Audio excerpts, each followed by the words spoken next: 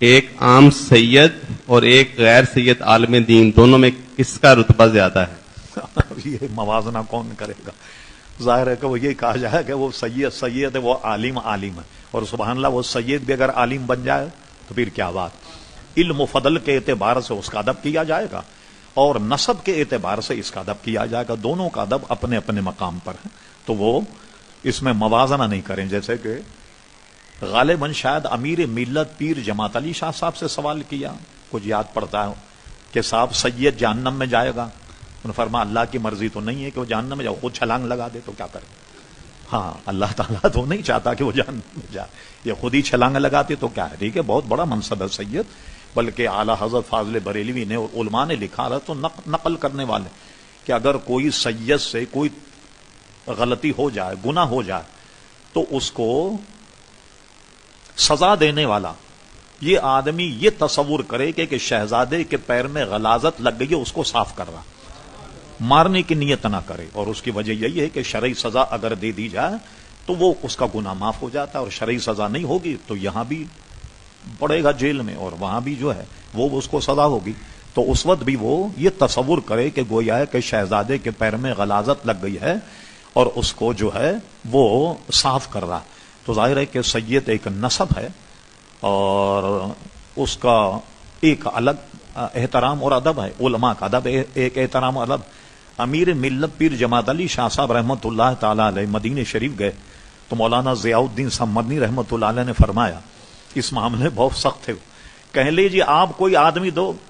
میں 8 سال میں اسے مولوی بنا کر آپ کے حوالے کر دوں گا، اور میں ایک لڑکا دیتا ہوں 20 سال میں اس کو سید بنا کر مجھے دے دوں، تو کہنا میں تو عالم بنا کے آپ کو دے دوں گا اور آپ 20 سال رکھ کے اس کو سید بنا کے مجھے دے دیں۔ تو اب اس کو یوں ہی کیا جائے کہ سید کا ادب حضور کے نسب کے اعتبار سے نہایت اعلیٰ و عرفہ ہے، اور اعلیٰ حضرت فاضل بریلوی کا بھی نئی کتاب آئی ہے مطلع الانوار، ہاں غالباً یہی ہے صاحبین کے اس پر، تو اعلیٰ حضرت نے بڑی پیاری بات کہی، فرمایا کہ ایک صحابی تھے، ان صحابی کا نام ہے حضرت عبداللہ ابن زبیر۔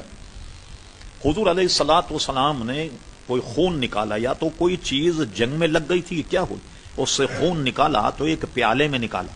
اور نکالنے کے بعد میں حضرت عبداللہ ابن زبیر کو دیا کہ اس کو کسی جگہ چھپا کر آ جائے، ایسی جگہ ڈالنا کہ کوئی دیکھے نہیں۔ وہ پیالہ خون کا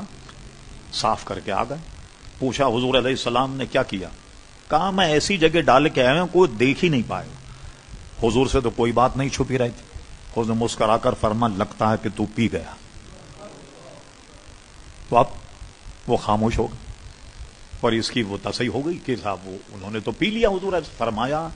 یہ فرماتے کہ بہتا ہوا خون تو حرام ہے اور قرآن کی نص ہے، تم پی گئے، کلی کرو، الٹی کرو، نکالو، کوئی ایسی تادیب نہیں، اور آئندہ ایسی حرکت مت کرنا، اب تو کی تم نے، بلکہ فرمایا کہ جس کے پیٹ میں نبی کا خون داخل ہو جائے، یعنی تمہارے پیٹ میں داخل ہوا تو تمہیں جہنم کی آگ اثر نہیں کرے، ٹھیک ہے۔ تو اعلیٰ حضرت مطلع الانوار میں ایک بہت لمبا وہ ہے استدلال، تفصیل پر بحث ہے، اس میں فرماتے ایک خون کا جب یہ حکم ہے تو حضور کی آل کا کیا حکم ہوگا؟ تو بہرحال ہر ایک کا مقام اپنی اپنی جگہ، اللہ تعالیٰ ہم سب کو عمل کی توفیق دے۔